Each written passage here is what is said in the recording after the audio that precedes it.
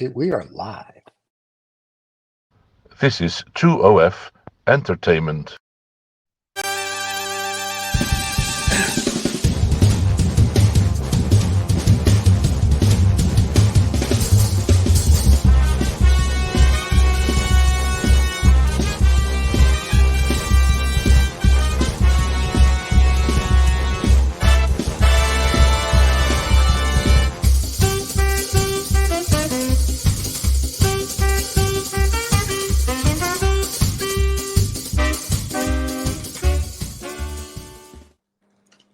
And we are back after being gone for a fortnight. And here we are. I just wanted to throw that in. Oh, and we lost David, as usual. So David's right there. So he's having technical issues, I guess. So it's good to be back. Thank you. And we were talking about the trip to Dubai. And what was the saying that means hello that I should have known, but I didn't know? Ahlan wa sahlan. Okay. Yeah, I didn't know that one. I apologize. So, and the nice thing is that everybody there was speaking English. And like I told you, the only thing I had to remember was just to do this, to say thank you and be gracious. And the lower you bow, the higher you are. So I bowed quite a bit. I thought I was in Japan for a while. So you elevated your position. Very nice. And can I tell you, everybody, the nicest people. It is truly a utopia or a Shangri-La, Dubai, because everybody, whether you're white or you're black or you're green, and from all over the world, gets along. It was we were walking around at 2:00 in the morning, safest city on the world. We passed these girls that were literally with their Birkenstock, $300,000 handbags dripping in gold, just three of them walking like no big deal. And I'm thinking to myself, you can't do this in any other city in the world. However, traffic is like the Indianapolis 500. Yeah. So, traffic Singapore, is maybe. Maybe, pretty safe. Pretty safe. Yeah, I think Dubai may be safer.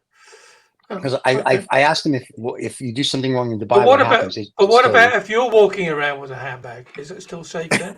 I did. I walked around with one and I had no problems and it was totally fine. Okay. No, and we had the food was great. We bumped into Steven Seagal, the actor, at dinner one night, which is very seriously. It was we went to the Four Seasons in Jamal, and yeah, he's big now. Is he big? He needs if he wears a watch on both wrists, he tells time in two hemispheres. I mean, he got really big, but yeah, he's big. But we went to this place called Salt, where they throw this world famous YouTuber became a world famous chef. He throws salt on everything. So they bring your food to the table and they throw it in the ice bucket, and then your whole table just becomes a cloud. But the steak was to die for. And then we went to a place, which when we got there, and the guys at the hotel recommended it, called Meet Moo. Okay, so we went to this Meet MEAT Moo, MOO. Oh, meet the cow. Meet Moo. And we walk in and we're like, really? We're like thinking we just went down 3 steps socially and physically. And I'm like, all right, let's try it. So we go up there and it's a barbecue place. And the guy gives me the barbecue to try. Best barbecue I've had in the world. Beats any place it beats any crappy place here, and I hate to say this, Texas. Your barbecue sucks compared to Meet Moo. Better than Franklin's, better than Black's, better than all of them. I mean, you have like burnt ends or something like that. Oh, it's just a brisket, and then there were spare ribs where he lifted to spare the meat would just fall. It was delicious. So I was like, feeling wow. It's also to do with time and place. Sometimes the food tastes better given the frame of mind you're in and the temperature and the weather. Maybe. Yeah. I don't know about that. I mean, we were going for scotch and cigars after, and we were just like, where should we go? And the guy's like, I need to buy cigars. So, of course, the cigar store's next to Meet Moo. Clever move.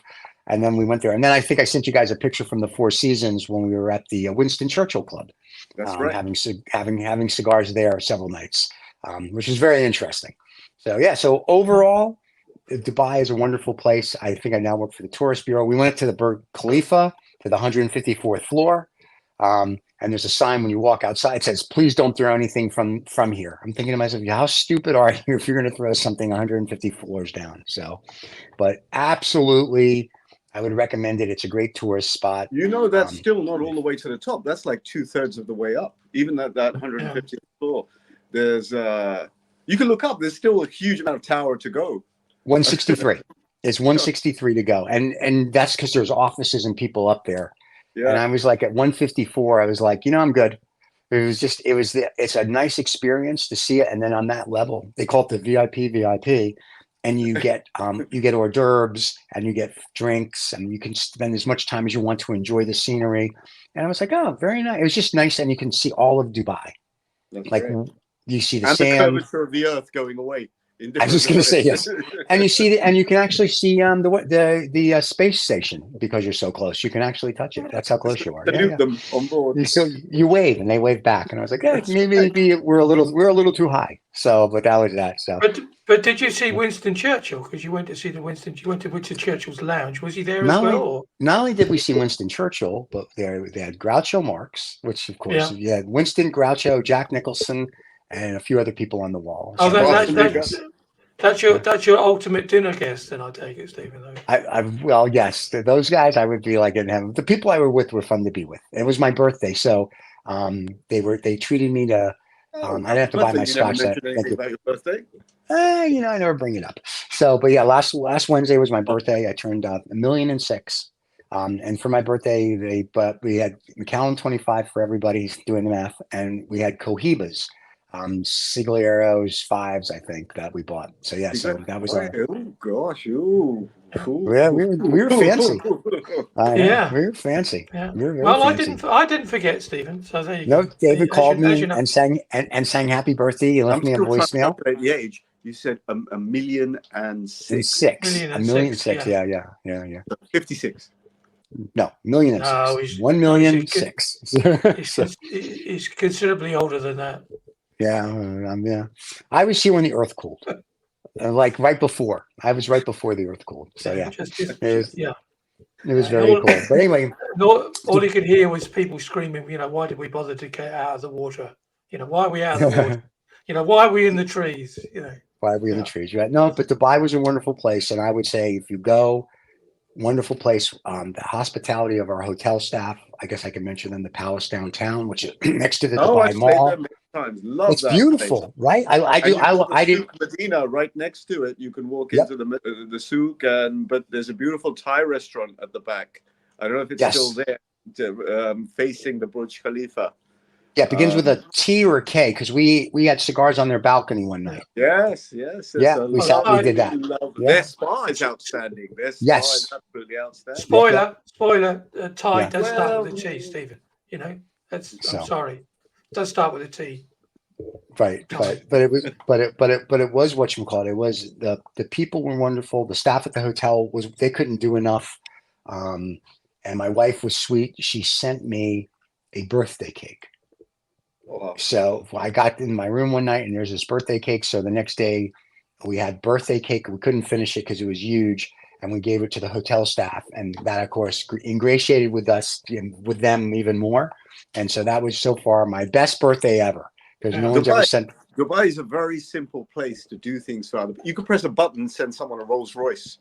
The fact that you got a cake, I mean, outstanding, absolutely outstanding. You could. I'll take it she didn't send it from Texas then.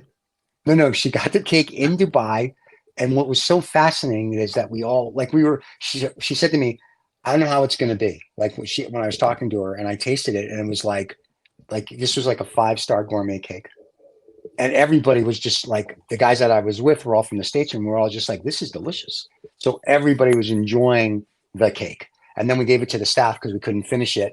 And the staff was enjoying the cake. And it was great. But yeah, the Palace Hotel downtown, the nicest people, the staff is wonderful. Everybody was more than gracious and helped us with it. Like I said, totally in love with the place. And everybody couldn't be nicer. And then all our meetings and conferences we went to, everything was good. And next week I'm supposed to go to Saudi Arabia for LEAP, which is a conference. But I can't get a flight because there's like 15,000 people going there and everything's pretty much sold out. So instead I'll go to Beverly Hills. Go figure. So same but different. Same thing, different people. So and Beverly Hills, they don't mind if I'm Jewish. So yeah. Did you not come back with any controversies from Dubai? Is there anything you didn't like? No. Not a leading question. No, I understand. I found the people to be hospitable, nice, informative, genuine and sweet, and everyone was just everybody. Like I was the most chill I've ever, even in business meetings, just chill. Everyone's just nice, other than the traffic, and it's not the word. We had a driver, so I don't care. Sit in the car, and our driver was wonderful. I would text him and go, "We're ready to go." We met him our first night there, and he says, "I'll be your driver." He works for the hotel. He says, "I could be your driver for the week." Yep. And I said, "Will you get in trouble for the hotel?" And he goes, "No." I was like, "Okay." So I had his little text thing, and I would be like, "Hey, can you come get us?" And at the end of the trip, and so the first time, I'm like, "What do I owe you?" He goes, "Well, do you want me to drive you your whole trip?" And we're like, "Yes." He says, "All right, you'll pay me at the end." And I'm like, we get out of his car, and I said to the guys, and we all said, if this was like New York or whatever, they'd be like, now. So at the end of the trip, he took one of the guys to the airport, and then we were on Emirates. So Emirates, of course, was going to pick us up. And he paid him for the full week that we had him for the whatever. It was like 10,000 or 15,000 AED, which is like $6. And it was great. And yeah, you can't, the trusting, nice, everybody's just wonderful. Yeah, it's hard to beat it. So, and the mall, of course, the Dubai Mall is, if you've never been, I think I've told this story, and Rez will know, there's a Louis Vuitton on the first floor. Yep. There's a Louis Vuitton on the second floor above the first floor, Louis Vuitton, and then there's a Louis Vuitton on the third floor above the other two, and it also goes the same. This is that corner intersection. You've got a bit of a courtyard, and you've got the major shops. It's so Louis Vuitton has 3 stores on top of each other. Chanel has 3 stores on top of each other. I think I can't think of the other, but I told one of the guys this. He goes, "You're so full of crap," because it's a 4-story mall. I go, "No, you'll see." And we walked into the big thing, because you go through the little bazaar to get there from the palace downtown, and we walked him right through it. And he looks, and I go, "There you go, Louis Vuitton on top of Louis Vuitton on top of Louis Vuitton." That's their version of a New York Starbucks on every corner. That's right. When I was there, the aquarium as well. The aquarium goes. Oh my God! 3 or 4 floors. The aquarium they have the aquarium at the mall. They have the indoor skating rink. And I said to them, "Why do you have a Louis Vuitton?" I went into Louis Vuitton the first time I was in. Go, "Why are you on top of each other?" I swear to God, their answer is, "We don't want people to have to walk." I'm like, well, of course, God forbid I should have to go down the escalator. And if that was their logic, is we don't want you to walk. You have people who go there who spend all day in one shop. They'll spend the day there. And you can get a chauffeur golf cart, and not a normal golf cart, but a golf cart that probably costs as much as most people's homes, will come and get you at the valet park, bring you to your shop, stay with you so you can put your bags in it, and then drive you back to the valet park. Well, if you're in that frame of mind, visiting Dubai, there is no stress level when you go to the meetings. And also, Correct. You know that every day is going to end in a swanky restaurant, is going to end up in a great cigar lounge. You're just relaxed. You're like Wagyu beef. You're eating and relaxing and developing the fat throughout the meal. and I will say and it's not like, my wife was like, "Don't you have to wear a bra?" I go, "No, there were girls in the mall and women in the mall that were in jeans and midriffs and whatever." It's very modern, very and very safe, and I love it. So that's fine. I think I think the women should have the choice. If they want to dress traditionally, why not? Fine. I don't have an issue with that. I'm not one of these people that said, "Oh, the Birkin has to be banned or whatever." No, but there are people. The French idealists. You have to be on this side or this side. That's right. Yeah, I will tell you. We have the same debate here, but at the end of the day, I've met quite a few young women who speak perfect Dutch, no accent. If you couldn't see them, you wouldn't know that they weren't Dutch. Right. Yet they choose to wear traditional clothing. Yeah, I want to wear traditional clothing. Well, fine, great. I will tell you a funny story. What's wrong with that? So the men over there wear their gown, right, and they wear their headdress and whatever, which is very nice. So to get into the Churchill Lounge, you are not allowed as a Westerner to wear sandals. One of our guys was wearing sandals with sweatpants because he had a blister on his foot with socks. And I'm like, okay. And I'm like, I don't think we're going to get in. So whoa, roll back. So he's got sandals with socks. Really? He's a white guy. I don't know what to tell you. Anyway. So he's wearing these Jerusalem Nikes and he's got white socks on. No, he's got black socks on. No big deal. So the guy ahead of us is dressed, of course, in traditional garb with his sandals. Okay. No problem, well, sir. I wouldn't let him in anyway, regardless of the rules. Sandals and socks. Come on. So he goes they go up to the Churchill Club. When we get there, they look at him and they go, "You can't come in with that." And they go, "What about him?" They go, "Well, if you want to wear you The know, whole thing.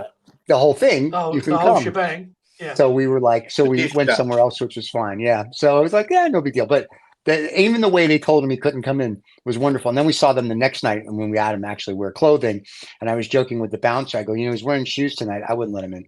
And they were very nice. Everybody, like, nobody cares.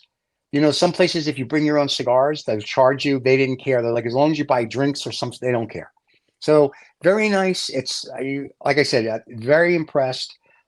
If it's a place that's not on your bucket list and you want to just go like to almost an adult version of Disneyland, that's the place to go. Yeah, that's as easy as I can put it. And it's not that expensive. It's no more expensive than any other city in the world. I keep saying that to Annette. I said, I go to Bush. I've already been. I said, oh, thank you very much. So she didn't want to go. She said, well, I've already been. I want to go somewhere I haven't been. I said, well, I haven't been. Yeah, well, I've been. Okay, right, fine. So just go to the beach. It's just as good. All right, so let's talk about something really important today. Before we came on, I've got some seriously important stuff to talk about today. All right, but before you get to yours, I want to get into the UK LBC Radio. James O'Brien is having a dialogue about, and I'll let you tell the whole story because you were telling us before we came on air what that's all about. I'll summarize it very quickly. There's some sort of, given the heightened feelings around Israel, Gaza, the British government, past indiscretions, anti-Semitism, islamophobia. This is the environment we live in the UK right now. That's the political mood. That's the emotional mood of the UK. And anyway, this morning I was watching a phone-in on an LBC show hosted by Richard O'Brien, where someone had taken, the show was about the topic of Islamophobia as expressed by certain key members on the conservative benches in government. And the person phoning in took great exception to the fact that this debate had superseded the discussions about anti-Semitism in the UK. And so all the emotions are running high, but there seems to be, what I was sitting back and finding amusing, it's not necessarily an amusing topic, but I was trying to see the amusing side of it, was this sort of competition about who's having it worse off. And that's how I think. I think I kind of have a slight allergy to wokeness. Weakness and wokeness are in my head are similar things. And that's why I was discussing it with you guys. I thought this is something, it's a bit of perhaps a slightly spicy topic. It's slightly, not slightly, it's a very controversial topic, but I was wondering what you guys feel about it, because I find it, to be honest, I find it ridiculous. I find it funny and so the host of the show actually was very much in tune with how I feel. He said, listen, you can have one debate, you can have another debate. These debates can sit side by side with each other. They don't have to be linked as one is important and one is not important, or one is hijacking and one is not hijacking. So that's what I found amusing, that we've got to the stage where people are vying for I'm worse off. How do you guys feel about that? David, how's it your part? Yeah, well, we're having the same debate here in Holland, and yeah, it just seems to me as it's incredibly convenient for both sides to get stuck into your father's bigger than mine, or your dad's bigger than my dad sort of arguments, or my religion's bigger than your religion argument, and not get down to anything. They're just busy throwing I was fucked over more than you were fucked over. It's exactly. That kind of well, I was going to say poo, but it's the same thing. Yeah. So who's fucking me over more than the other? I totally agree. And so we're stuck in this sort of transit area all the time, because we don't get to the crux of anything. Nobody makes any important decisions because they're just too busy throwing balls of poo at each other. And yeah, that's right. I think that it suits a lot of people that it continues that way, because that way nothing happens. And we go back. I don't know where the quote came from. You don't have to do good. You just have to be seen to be doing good. And part of this debate is, hey, look at me. You know, I have an opinion. I can say something, but I'm also politically paralyzed, or I'm a complete wanker, and I can't do anything anyway. You know, so I think it's funny. It's like funny haha and then not funny haha. It's funny that for both sides, like, you know, our God's better than your God, and theoretically it would be the same God. So when it's kind of, you know what I mean, it's kind of like if you believe in God, it's the same. At the end of the day, the creator of the universe is, let's just assume it's the same little green guy who's 3 foot tall. That was a science Henry project. VIII, Stephen, you're discussing now. Henry VIII. Stephen, oh yeah, I'm sorry, Henry you see, Stephen, this is, I think this is the really core issue. Right. Is you said our God is bigger than your God. There is no, I think this is it's a totally false debate. There is no debate. I mean, if you specifically pull it down to Christianity, Judaism, Islam, we actually believe in the same God. We believe in the same prophet. That's what I just said, there right? 99%. Okay, I'm pulling a number out of, but when I say 99%, I mean the vast majority of our beliefs are the same beliefs, with the same people involved, with the same levels of guidance. What I can understand it, but what I find it immensely frustrating that people who talk about Islamophobia and they talk about anti-Semitism, the Arabs are Semitic. So when you talk about anti-Semitism, you're talking about the Jews and the Arabs. So correct. So that in itself is a misnomer as far as I'm concerned, right? But here's the interesting thing to that. It's not a religious debate. It's not at all. But here's what's really funny. In America, anti-Semitism now is almost at an all-time high. There was an article in The Economist and the Financial, because like the war, and it's the college students at like Harvard and Yale, like, you know, oh, Palestine. And everyone says, isn't there a lot of cities as well? I heard this morning, like Michigan, or so, the state of Michigan. There's a lot of Arab people from Arab descent there. Yeah, I think there's probably a very high population of Arab. But they're not anti-Semitic. And in fact, I was joking with a friend of mine in Dubai, saying like, and I kid him with it. I said, let's just not tell him the Jew is here. And he laughed and he said to me, you know, and I go, yes, I know. There's a synagogue, a church, and a mosque around the corner that are all in the same block. I'm like, I got that. And it was more of a joke. That, like I said, Dubai seems to be the only place where everybody's like, yeah, we're all going to get along. It's just the way it is. Everywhere else, everybody wants to kill each other. And in the States, especially, anti-Semitism, Jewish students have been bullied and whatever on campus. And I'm thinking, I don't know if you realize this, but they're not in Israel fighting and killing anybody, right? It's this very specific, like Netanyahu is doing what he's doing. So if you're mad, go get mad at him. Like I'm Jewish. I don't get on the phone with him. Like we don't have a phone that we all talk to each other. All right, we really do. But we don't have a phone that we all talk to each other and go, hey, Natan, you know what you should do today? Let's go bomb some stuff.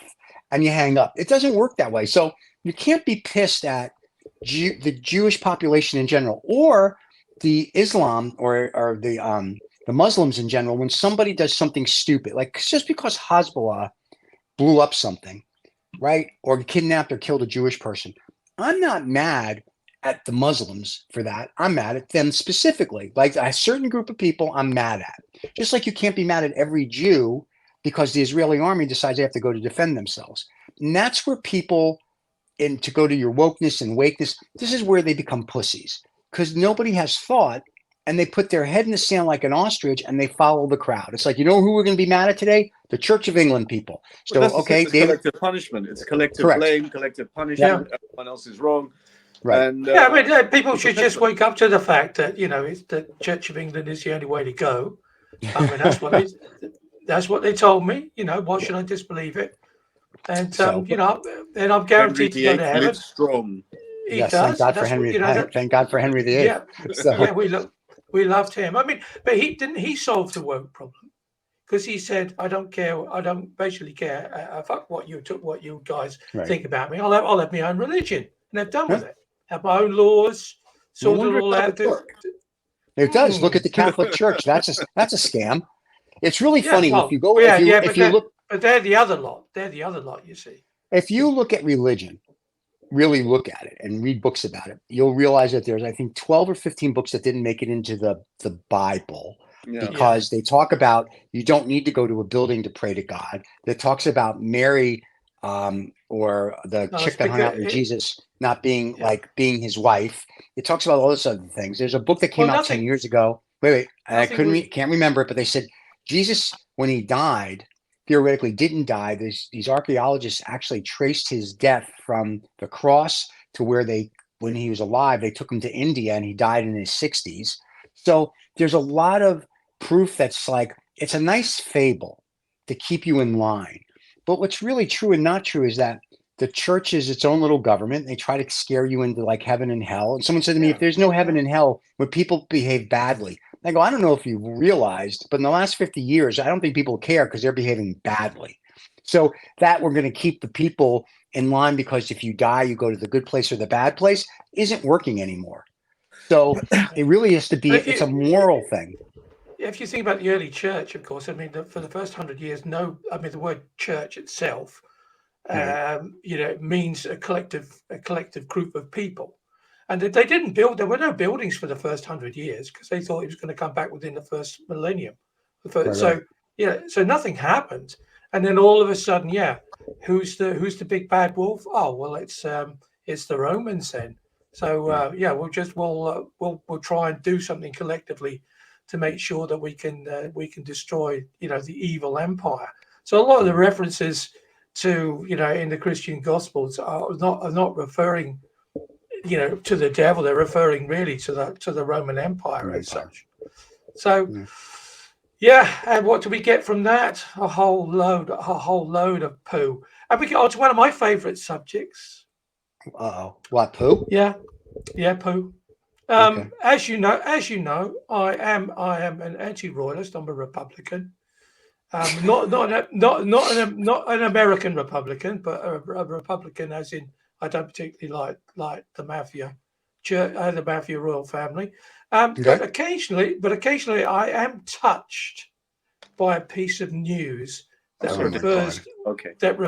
refers to them, and so we've got this one up. This is a section of the show now that I've decided to call tidbits because these are all little tidbits. Okay. I put the definition underneath in case we got banned from YouTube. They thought it was something else. Yes. And basically, this is the only bit of royal news that I thought was actually worth sharing with the world. And Prince Harry fights me by panic attacks. He's so boring. He calms me down. I love it.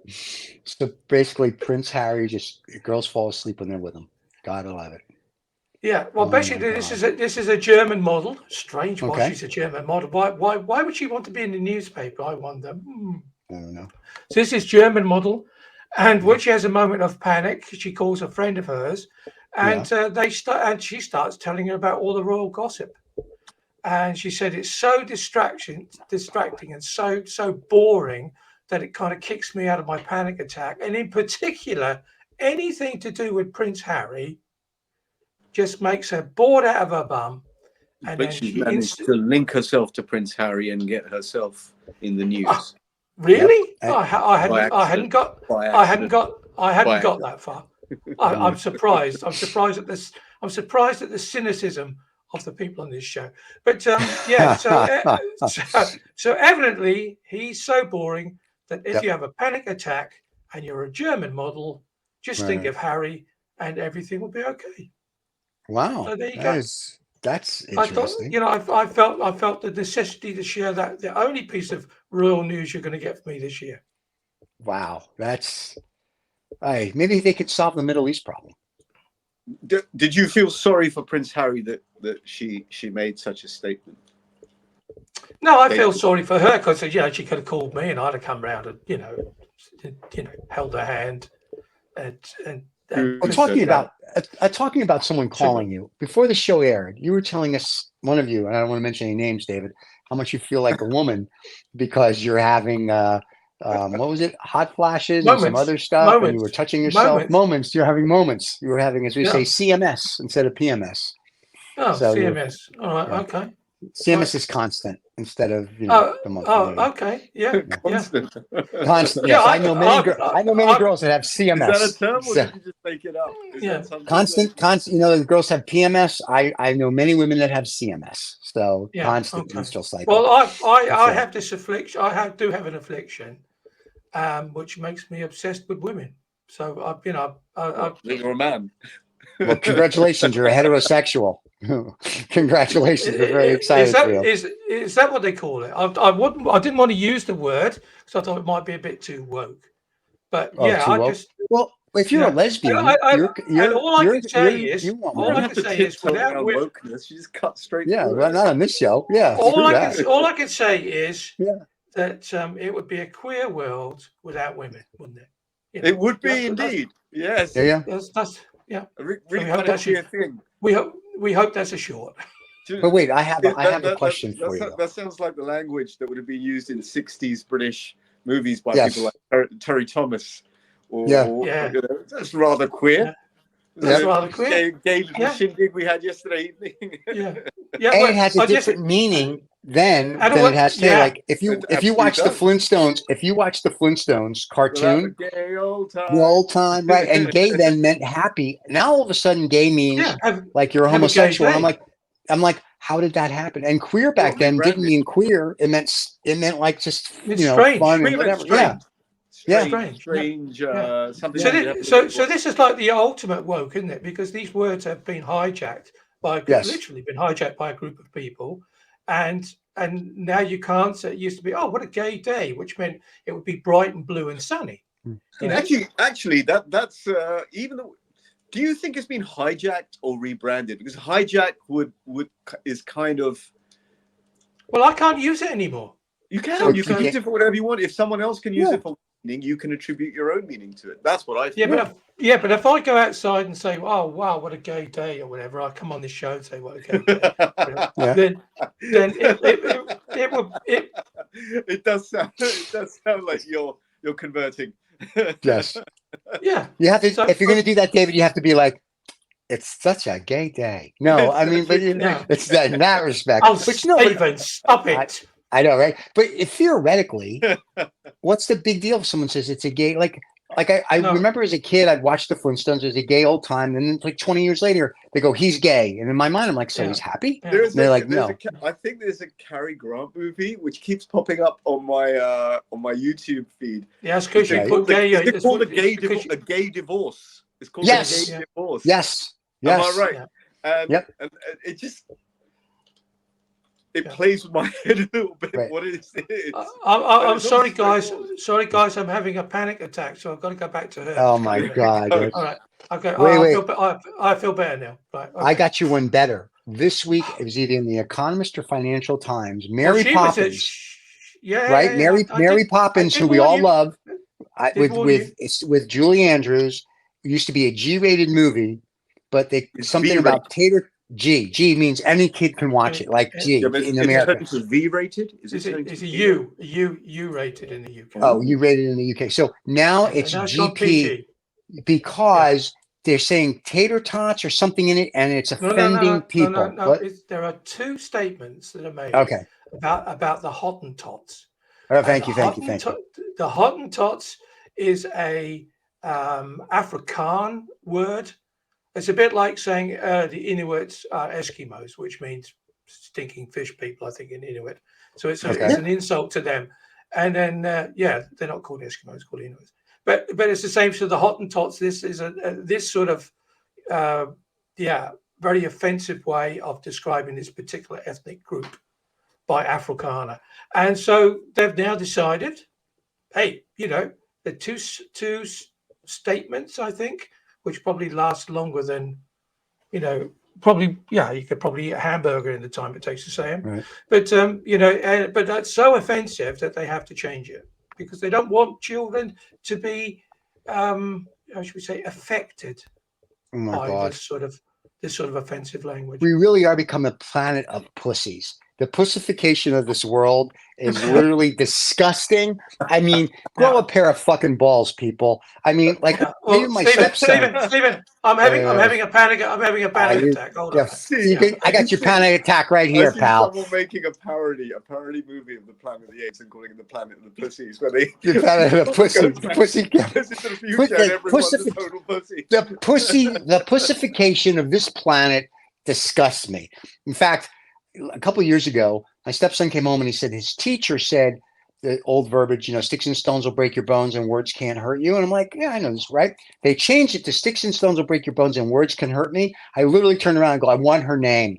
And he just looked at me and goes, I'm like, what? I said, what are you teaching our kids to be pussies? A word is a word. That's what I went, and I'm sure I'm going to get hate mail. Send it to David because I don't give a fuck. But if these kids that go, I got bullied online, then get the fuck offline, you moron. There's nothing that says you have to be on Facebook and Twitter. If you're so stupid and someone's beating you up on online, then get the fuck off of it or block them. Yeah. And if you can, then you know what? Yeah. I have no sympathy for you. But that's easier said than done, isn't it? Because no, it's not. You block it. Yeah. You're done. Yeah, well, I appreciate really, your interesting. It's your really standpoint where you're taking this. But you have I mean, what amazed me is I don't know what it was it Snapchat or something? It was one of those one of the apps which we saw, which you can actually follow all your friends around on a map and see where they are. Happening. They don't need to follow me. And see what they're doing and everything. So the generation, this younger generation, let's say the under 20s, they are this is so much the glue in their social glue that they can't divorce themselves from. They can't come offline. That's the parents' fault. That's the parents' fault. Be a fucking parent. Parent your child. I was at a restaurant last night and some kid's watching. She has to be 3 years old with her iPad. And I'm thinking, when I was a kid at 3 years old, I sat at the table like a little gentleman. That's how I was raised. And that was it. And if I acted up, get a little smack. We don't even do that anymore because we want the kids to be our friends. No, I don't. I want you to be a well-adjusted adult. Yeah. I don't know. Sit down, sit up and shut up. That's how it used to be. Sure. So, I'm totally torn. I'm totally torn by so technology is constantly outpacing us. It's constantly outpacing us. When it comes to social media, I mean, even TV at some stage, 60, 70 years ago, is a form of social media. And TVs are embedded in our lives. Right. I was told as a kid when I was about 7 or 8 years old by my grandfather, I think my grandfather only ever told me off once. I was watching TV. I was constantly watching TV on a Saturday, and he said, "Why don't you jump into the TV?" That was his way of, feel embarrassed, and that hasn't changed anything. And when it comes to social media, when it comes to technology, we right now on this channel, we're doing something we could not have conceived perhaps 15 years ago. That you'd have your own TV station, you'd have your own broadcast channel, you'd have your own community. So I'm trying to work out. Well, I think technology is here to stay. Obviously, it will always be here to stay. Do we move along with it? Do we work out a new paradigm of dealing with social media? So, for example, I think David was talking about, kids being on social media. And Stephen, I think I agree with you. I agree with both of you, but I just don't know which is the right path to regulate these things or to just adapt one's thinking to deal with a new world that's constantly changing. If we're talking about social media, then we have to work out how to not be pussies whilst at the same time wanting everyone to be our friend. Well, I'd like to say to everybody watching this that please come back and watch some more. But if you're feeling that you don't have to watch all of it, switch off now. We're quite happy for you to switch off and watch the show. But to the point. But to that point, if I think social media for kids to an extent, yes, it's good. You can watch what your friends are doing and whatever. But I think there has to be like anything else. You get your driver's license at your permit in America at 15. You get your driver's license at 16 because we think you're mature enough. Then social media for children, whether it's Facebook, Instagram, all of that then should be the same type of thing. At 15, we think that you are mentally developed enough that you can now go into this forum because, Younger, maybe not. And I also think it depends who your parents are, where you're raised, and we've gone through this before. I think it has a lot to do with it. But if we're going to regulate it to an extent, and I know freedom of speech and all this ridiculous crap, let's just make an age limit. Like when a kid gets a phone, and there should be some honor. Well, it is and it isn't. Like I always joke with my stepson. I said, it's a good thing you're not my biological son. I said, because all these liberties you would have none. You would live in a Nazi concentration camp until you're 16 years old. That's the way it works. So I don't believe in that. I think these kids need to learn, which they don't, responsibilities. I think they need to get jobs, so to speak, even if it's cleaning up their room. I think the parents need to teach them. The parents now want to be their friends. Everything somebody does, oh, you're rude, you're this. No, this is called life. And I found it's very funny. In New York City, people will argue back and forth and talk and blah, blah, blah. And at the end of the day, we're good. We just go on. Anywhere else in the world, you do that and you've hurt their feelings and this and that. And I'm just like, grow up. And we need to teach our kids, it's okay if somebody disagrees with you. It's okay if this happens. And so you just bounce back. It makes you stronger. But they don't, because their mommy and daddies tell them, oh, you came in 732nd out of a field of 500. You're special. No, you're not. You're a fucking loser. Work. And that's why we have all these kids that are like, but, there's no but. This is the real world. And I don't think they get that. And that goes with their social media and the rest of the shit. So that's why when they go, they were bullied, I'm like, turn it off. Well, I can't. Yes, you can. Let me show you. There's a button. Click. This is how you block them. Click. So the fact that you get bullied on social media, that's your own fucking problem. I don't care how old you are, whether you're 5 years old or 500 years old. You can block people. You can not ignore it. I don't read our comments. Sorry, people. We get too many of them. We did a show on immigration, and the comments, 50% were nice and 50% weren't. And one of our girls was like, did you see the comments? I'm like, no, I don't really care. I was like, we're just putting it out there for people to think about it. The fact that people are commenting on it is a good thing because it's causing a dialogue. We did a show about Michelle Obama could possibly become the Democratic president nominee as a throwout. And there's lots of comments, good and bad. And it's not, I don't care what. Yeah, well, the next big thing then is, will Nikki, was it Nikki Bailey? Is that Haley? Nikki Haley? Nikki Haley, yeah. Nikki Haley. Will she become an independent candidate? It won't matter. She'll lose. Well, it doesn't make a difference if she wins or lose, but it's an interesting that you have an opportunity then in the stuffy old USA then to have a third candidate in the doesn't happen. Ralph Nader became because Ralph Nader was an independent. You don't get enough electric college votes because you're not voted here on popularity. You're voted through the electoral college, which is bullshit. Should be popularity. So if Nikki Haley runs against Joe Biden and Trump, as long as one of them, I think it's 246 or 252 electoral college votes, they win. Even just say Nikki Haley gets 100 million of the popular vote, she won't win. It's just the way we're set up. It's not like any other country. Well, it's interesting, isn't it? Because the conspiracy theorists are going into overdrive here in Europe, and they're saying, well, Nikki Haley's lining herself up to be an independent candidate, or B, just to be there as the backup candidate when Mr. Trump finally ends up in prison, because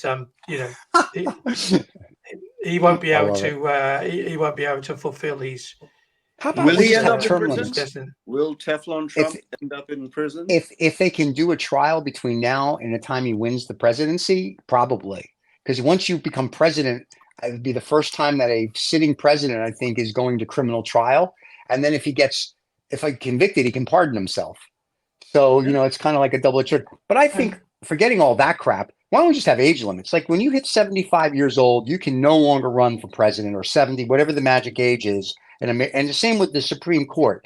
Like your retirement age in America is 70. Guess what? You're 70-year-old in Congress, Senate, get the fuck out. It's 70 years old. If we're saying that's the retirement age, that's the retirement for everything. I think you should have an IQ base limit. That's what you. That would be cool. At least triple digits. You have to sit down. You have to pass the exam. You have to. Nobody would. Then you qualify. I mean, you gotta have a brain to run that. Yeah, have you seen the people we have in Congress and the Senate? They're in the single and double digits. And I'm not going to say double digits. I'm being very generous, and it's the low double digits. They don't know history. They don't know anything. They're all out for. Yeah, but they wear nice suits and have got nice watches and and wonderful teeth, and that's fine. That's all you need, Stephen. And a lot of money, a little bit of schmooshing. I could do all of that. You don't have to be. You just I have would to. vote for you too. I know you would. I know you would. I would vote for you guys. You guys come over here, I'll vote for you. And then they'll start a whole new Yeah. campaign, like Arnold. You guys will be like Arnold Schwarzenegger. You can run. You can't be Arnold president. Schwarzenegger for president. You know what? Can't be any worse than the other idiots we have. You know what I'm saying? So I would be okay with that. But no, I think, unfortunately, it's going to get worse before it gets better. And at some point, we'll do a shift where people will go back to some sort of like, oh, I have a brain. This is how we should do it. But right now, it is really like the Wild West, and it's really kind of scary and pathetic. You kind of, I would say to people, be careful what you wish for. And it seems that the Americans are wishing that they had the orange man back as they're going to get him. And they're going to get him. And yeah, I'm all right. I'm all right, Jack, because I'm building an ark. So when the tsunami comes all across the Atlantic Ocean, I should be able just to float away nicely and have a wonderful gay day. Oh, very nice. I'm halfway through an 80s movie. I started watching it yesterday evening. I'm going to finish it tonight. The Running Man with Arnold. Oh, that's a great flick. That's a great flick. The reason why I'm referencing it now is that's what America's become. You don't want a president. You just want a show going on TV. Yes. That's most of America seems to want that. That's what they want. And gentlemen, do you know what I want? Do you know what I want? An Asian hooker. No, unfortunately, I'm sorry, a female Asian hooker. I'm sorry, with scotch and cigars. Yeah. No. Okay, I'm just trying to help. No, I just want to be able to push the button and say goodbye to everybody. That's what I want. Oh. Well, I guess we'll see everybody next week. Next week, yeah. We're just Morton's not with us this week. It would seem he hasn't arrived. If he's dead, I didn't get the memo, so we hope he's back next week. I'm sure the reindeer will get him to the show next week. And to all our fans, we love you all. Remember, every nasty comment direct at David, because I don't give a fuck. We'll be back next Saturday. And if there's a certain topic this is Hollywood Saturday. This is Hollywood Saturday. If there's a certain topic you would like us to discuss, put it in the comments below, and we will try to broach it. And if you want to be a guest, because you've already admitted to the fact that you don't read them, Stephen. So that you read them, it's good enough. And if you think you want to be a guest on the show and you have something interesting to add to any of this, or you're an expert, we would love to have you. You come at your own peril. So that's all I can say. Or if you look like this, you can come on the show. Yes, you can just come on the show and not say anything. We're good with that too. So don't forget to subscribe and like. Cheers, everybody.